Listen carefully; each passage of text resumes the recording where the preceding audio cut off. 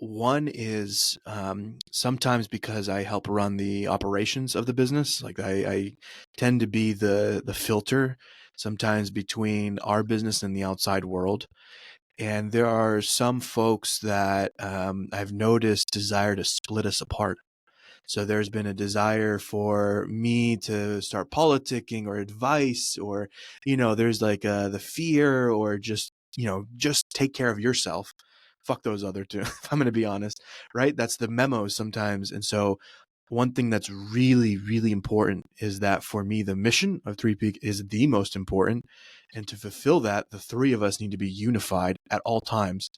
The moment I step into fear or politicking or greed or splitting us up, the whole thing will collapse, because then we're not going to move together and it's going to start to get very shaky. And then the outside world will perceive that. And then why would they want to buy our services?